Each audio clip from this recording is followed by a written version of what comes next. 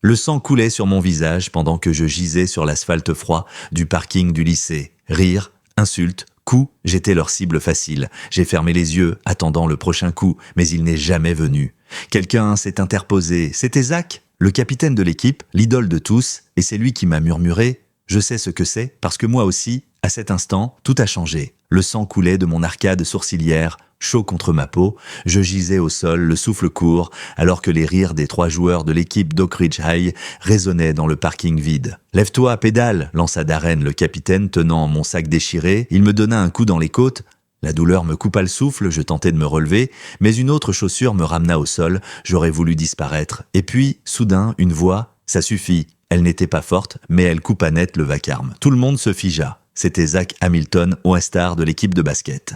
Le gars parfait, toujours entouré. Il s'avança lentement, les yeux fixés sur Darren. « On s'amusait juste, mec », dit Darren, son rire devenu incertain. Zach ne répondit pas. Il s'interposa, le corps tendu. Un silence pesant tomba, Darren hésita, lança un regard à ses potes, puis recula. « Allez, on se tire », marmonna-t-il. Ils partirent peu sans un mot de plus.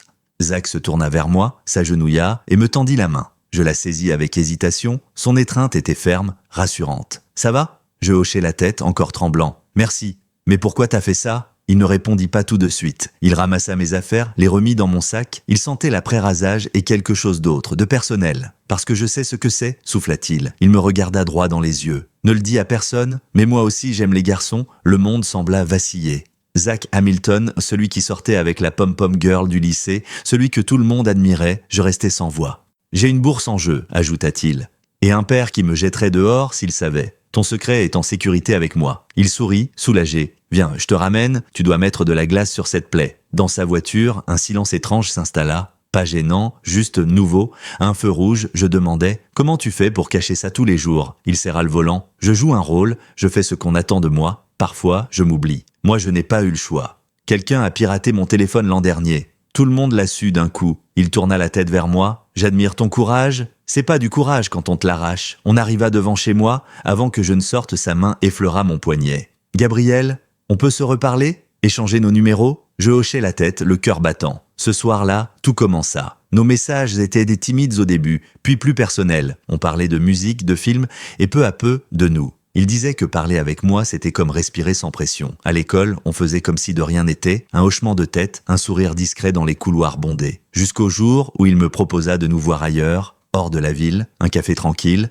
là où personne ne nous reconnaîtrait. J'étais arrivé en avance, il entra avec une casquette basse sur le front, l'air plus jeune, plus vrai. Désolé pour le retard. J'ai dû inventer un prétexte à ma mère. Il s'assit en face de moi, je lui tendis un café. Comment t'as su que j'aimais le caramel? Je t'observe depuis longtemps. Je rougis malgré moi. Il me fixa sérieux. Moi aussi je t'ai regardé, de loin. Nous restâmes là, à parler comme si le monde n'existait plus. Il me parla de son premier baiser, d'un garçon qu'il avait embrassé à 15 ans lors d'un camp. Il avait pleuré toute la nuit dans sa tente, terrifié. Je lui racontais la fuite de mes messages, les insultes, la solitude, mais aussi ce sentiment étrange de liberté, une fois que plus rien n'était caché. Quand on quitta le café, nos mains se frôlèrent. Il ne les retira pas, moi non plus. « Je veux te montrer un truc, dit-il. » Il me mena à un petit belvédère avec vue sur toute la ville. Il sortit son téléphone, ouvrit une appli déguisée, des seins, des dizaines, des hommes, des corps, des regards. « C'est ce que je dessine. Personne ne les a jamais vus. » Il me confia qu'il voulait faire des études d'art, mais son père exigeait du business. « Tu mérites de choisir, dis-je.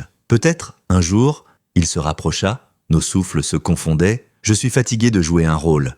Puis ses lèvres effleurèrent les miennes. Les jours suivants, on vivait entre deux mondes. À l'école, nos regards se croisaient sans s'arrêter. Dans l'ombre, nos messages se faisaient plus longs, plus vrais. On écrivait jusqu'à tard, partageant ce qu'on osait dire à voix haute. Le simple fait de voir son nom apparaître à l'écran suffisait à me calmer. Un vendredi, Zach m'écrivit « J'ai besoin de te voir, pas à l'école ». Il proposa un café dans une ville voisine. Je pris le train, nerveux, il m'attendait à l'arrêt, les mains dans les poches, le regard fuyant. On marcha sans parler jusqu'à un petit troquet désert. « Je deviens fou » dit-il une fois assis. « Pourquoi ? Parce que je ne peux pas te sortir de la tête, et parce qu'il faut faire comme si t'existais pas. » Je ne répondis pas tout de suite. Il continua, les yeux rivés sur sa tasse. « À l'école, je suis celui qu'ils attendent, le petit ami de Vanessa, le joueur modèle. Chez moi, je suis le fils silencieux. Et toi, t'es le seul endroit où je respire. » Il leva enfin les yeux vers moi. « Est-ce que c'est pareil pour toi ? » « Oui. Mais moi, j'ai déjà tout perdu. Mes potes, ma réputation. Toi, t'as encore quelque chose à sauver. » Il grimaça. « Sauver quoi ? une vie que je supporte à peine, je voulais le prendre dans mes bras. Je ne l'ai pas fait. Ce soir-là, il m'écrivit. J'ai une idée. Le lundi suivant, il proposa un week-end à la montagne. Une cabane appartenant à son oncle, un endroit isolé. Pas de voisins, pas de regard. Tu crois qu'on pourrait y être juste nous? Je dis oui avant de réfléchir. On inventa des excuses, lui, un entraînement spécial. Moi, une sortie scolaire. Le mensonge était facile tant qu'il promettait un peu de vérité ailleurs. Quand on arriva, le silence du lieu nous enveloppa. Zach alluma un feu, puis me regarda. C'est ici que je me suis réfugié la première fois que j'ai pensé que je ne tiendrais plus. Je ne répondis pas. Il s'assit à côté de moi. Ce week-end, j'ai envie d'arrêter de mentir. Même si c'est juste pour 2 jours, je hochai la tête, on ne parla plus. On laissa le temps s'écouler. Le feu crépitait, les heures s'étiraient. Plus tard, allongé côte à côte, il murmura « Tu crois qu'on est fou? Peut-être, mais je préfère ça à faire semblant toute ma vie. » Il approcha ses lèvres des miennes. Cette fois, ce n'était pas une impulsion, c'était un choix. Lente, sincère. Quand je me suis réveillé, il dormait encore, le visage apaisé. Je restais là, à l'observer, me demandant combien de temps ce monde-là pouvait durer. Le lendemain, on se balada au bord du lac. Il riait, lançait des cailloux, puis son regard se durcit. Mon père m'a dit un jour que l'art c'était pour les faibles, que les hommes faisaient du sport ou du business, pas de dessin. Il s'arrêta, tourna vers moi. Il n'a jamais vu mes croquis, si jamais il tombe dessus, il ne finit pas. Je savais ce qu'il voulait dire. Ce soir-là, il me demanda « Tu crois qu'un jour, on pourra vivre ça au grand jour ?» Je haussai les épaules. J'aimerais, mais j'en suis pas sûr. Il m'enlaça fort, et dans son étreinte, je sentis à quel point il avait besoin de ce moment, de moi, de nous. Le dimanche, on rangea en silence. Avant de repartir, il se planta devant moi. Ce qu'on vit ici, c'est réel, non? Oui, c'est la seule chose qu'il est. Il m'embrassa une dernière fois, longue pression contre mes lèvres. Puis on reprit la route, chacun avec la peur que le rêve se termine dès la porte franchie. À l'école, tout reprit comme avant. Sauf qu'à l'intérieur, plus rien n'était pareil. Le lundi matin, en entrant dans le lycée, j'avais encore le goût de son baiser sur les lèvres. Les couloirs semblaient au plus froid. Tout ce qu'on avait vécu à la cabane me paraissait irréel, comme un secret trop beau pour survivre ici. Zach m'évita toute la journée, pas un regard, pas un message. Je me suis dit qu'il était fatigué, pris par les entraînements. Je me suis convaincu que ce n'était rien. Jusqu'au samedi, un camarade m'envoya une story sur Instagram Zach, en train d'embrasser Vanessa au milieu d'une fête. Légende, le couple parfait célèbre la victoire parfaite. J'ai senti mon estomac se tordre. Je savais que leur relation était factice, qu'il faisait ça pour sauver les apparences. Mais voir ses mains sur elle, sa bouche contre la sienne, c'était autre chose. Même en sachant, ça faisait mal, mal comme un coup dans la poitrine. Je n'ai rien écrit ce soir-là, ni le lendemain. Je l'ai croisé dans les couloirs, entouré de ses coéquipiers, souriant comme si rien ne s'était passé, mais ses yeux évitaient les miens. Lundi après les cours, je l'ai attendu près du parking. Quand il est sorti, je me suis avancé, sans parler, il m'a vu, a baissé les yeux, puis il a murmuré « Désolé. » Désolé pourquoi? D'avoir disparu ou de t'être affiché avec elle comme si je n'existais pas? Il resta silencieux. Je sentais la colère brûler sous ma peau. Tu savais dès le début que je devais jouer ce rôle, dit-il enfin. Mon père était à la fête, le recruteur aussi. Et moi, je suis censé comprendre, sourire en te voyant embrasser quelqu'un d'autre pendant que tu ignores mes messages? Zach passa une main sur son visage. Vanessa sait, pour moi, pour toi, on a un accord, elle aussi joue un rôle, on est utile l'un à l'autre. Je restais figé. Mais ce qu'on a, toi et moi, c'est réel. C'est la seule chose qu'il est vraiment. Je voulais hurler, le frapper. Mais en le regardant, j'ai vu autre chose, quelque chose de brisé, d'épuisé. Je ne veux pas être ton secret honteux pour toujours, soufflai-je. Il s'approcha, toucha doucement mon visage. Tu n'es pas un secret. Tu es la première personne avec qui je peux être moi-même. S'il te plaît, ne pars pas. Et je ne suis pas parti. On reprit notre routine de l'ombre. Message tardif, coup d'œil rapide dans les couloirs. Quelques minutes volées derrière les rayons de la bibliothèque, des silences trop longs. Et parfois, des sourires sincères. Un mercredi soir, il m'écrivit « J'ai besoin d'air, viens !» Il attendait près de chez moi. En voiture, on roula sans but. Puis il s'arrêta dans un vieux terrain vague derrière le stade. « J'étouffe, dit-il. Entre l'équipe, mon père, l'université, toi, moi, pas dans le mauvais sens. Mais quand je suis avec toi, je veux tout envoyer valser. Et je peux pas encore. » Il me regarda, les yeux rouges. « J'ai peur que si je choisis d'être moi, je perde tout. Alors tu préfères me perdre, moi ?» Il baissa la tête. Je montai le ton sans crier. « Tu crois que c'est facile pour moi? Je me fais insulter tous les jours. Je marche dans les couloirs comme une cible. Mais au moins, je suis vrai. Toi, tu vis en costume. » Il ne répondit pas. Juste ce silence qui fait plus mal que des mots. Avant de me ramener, il dit « Je veux te montrer quelque chose, ce week-end, juste nous deux, encore, ou la cabane, une dernière fois, avant que tout change. » Et si tout ne change jamais, il me regarda, hésita. Alors on s'inventera un monde à nous, même s'il faut le reconstruire chaque week-end. Je ne savais pas si je devais l'embrasser ou partir, mais j'ai dit oui, encore une fois. Le jeudi soir, mon téléphone vibra. Retrouve-moi au vestiaire à 19h. Besoin de te voir. Le gymnase était vide à cette heure-là. Les lumières clignotaient tout doucement. J'entrais lentement, le cœur serré, l'odeur familière de sueur de bois ciré. Puis la porte du vestiaire grinça. Zach apparut derrière les casiers. Il avait les cheveux encore mouillés. Son regard me traversa. « Mon père a fouillé ma chambre, dit-il sans attendre. Je ne comprenais pas. Il a trouvé mes dessins, ceux que je t'ai montrés. Ils étaient dessous mon matelas. Je m'approchai. Il détourna le visage. C'est là que je vis le bleu près de sa tempe. Qu'est-ce qu'il t'a fait ? Il haussa les épaules. Ce n'est rien comparé à ce qu'il a dit. Il m'a traité de honte. Il a crié que jamais un fils à lui ne serait ça. Il s'effondra sur un banc. Je m'assis près de lui. Il m'a donné un ultimatum. Si je gagne le match demain et que j'obtiens la bourse, il fait comme si de rien n'était. Sinon, il me met dehors. J'étais glacé. Il ne peut pas te faire ça, c'est ton père. Dans ma famille, l'amour est conditionnel. Je posai ma main sur la sienne, il la serra fort. Je vais jouer, je vais gagner. Et après, on verra. Le lendemain soir, le gymnase était bondé. Toute la ville semblait là. Zach s'échauffait, concentré. Je le fixais depuis les gradins. Même sous le maquillage, je voyais la tension dans ses traits. Son père était au premier rang. À côté du recruteur, Vanessa aussi, sourire parfait, main sur son téléphone. Le match démarra. Les deux équipes étaient au coude à coude. Zach jouait comme jamais. Comme s'il avait tout mis dans ce ballon. Sa rage, sa peur, son cœur. Chaque panier faisait trembler la salle. Chaque faute résonnait comme une menace. À la pause, égalité. Je le vis chercher quelqu'un du regard, pas son père, pas le coach. Moi,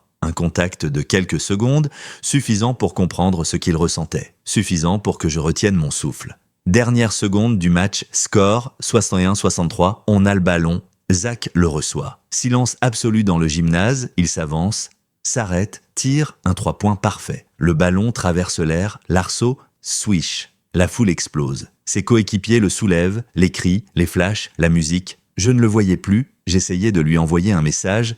Je suis fier de toi. Pas de réponse, je sortis, il y avait trop de bruit, trop de monde. C'est là que je le vis. Zach, quittant le gymnase par une porte latérale avec un homme d'une 50aine d'années, je l'ai suivi, discret. Dans le parking, il discutait à voix basse. Zach me vit, il me fit signe d'approcher. « Gabriel, je te présente mon oncle, Mike. » L'homme me serra la main avec chaleur. « Zach m'a beaucoup parlé de toi, dit-il. » Je levai un sourcil. C'est lui qui possède la cabane. Et c'est lui qui a vécu la même chose. Il a été mis dehors à 19 ans par le même père. Le mien, Mike hocha la tête, les yeux brillants. Quand Zach m'a appelé, je savais que le moment était venu. Zach inspira profondément. « J'ai gagné, la bourse est assurée, mais je vais la refuser. » Je crus mal entendre. « Comment ça ? J'ai décidé de suivre les cours d'art visuel. Mike va m'aider le temps que je m'installe. Je ne rentrerai plus à la maison, je restais muet. C'est fini de mentir, Gabriel. J'ai peur, mais je suis prêt. Enfin, il s'approcha de moi, prit mes mains. Je ne sais pas ce qui nous attend. Je ne sais pas si ce sera facile, mais je veux qu'on arrête de vivre dans l'ombre. Je veux qu'on soit vrai, ensemble. Je le regardais là debout, sous la lumière du parking, ses cheveux encore humides, son cœur à nu, et j'ai su que malgré tout, malgré la douleur, la peur, les chutes, ce qu'on avait mérité d'exister. J'ai dit oui. Le dimanche suivant, je suis monté dans un bus direction la capitale, 2 heures de route, le cœur en vrac. J'avais une adresse dans ma poche, un message de Zach. « Viens, je t'attends. » Il m'attendait devant l'immeuble de son oncle. Il souriait, nerveux. On ne s'est pas parlé tout de suite. Juste un regard, un silence, un soulagement. Comme si le fait d'être là suffisait. Dans l'appartement, tout était modeste mais accueillant. Mike nous laissa seuls, prétextant une course. « Tu veux du thé ?» demanda Zach. J'hochai la tête. On s'installa dans le petit salon. Il mit une playlist, celle qu'on avait construite ensemble. Chaque morceau avait un souvenir. « J'ai pas encore tout compris » murmura-t-il. Ni comment on va s'organiser, ni comment je vais payer mes études, ni comment dire à ma mère, il s'interrompit.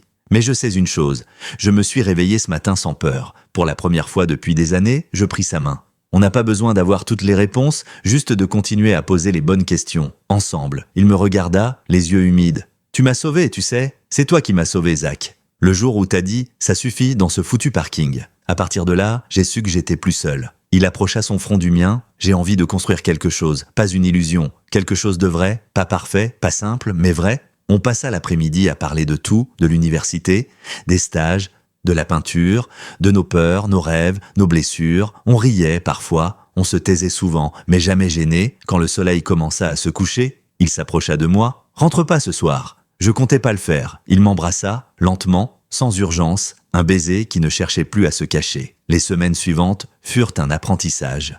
De la liberté, de l'incertitude, de l'espoir. Zach trouva un job à mi-temps dans une galerie, il passa l'audition pour intégrer une école d'art, il peignait le soir, jusqu'à tard, avec cette fièvre douce des gens qui ont longtemps été retenus.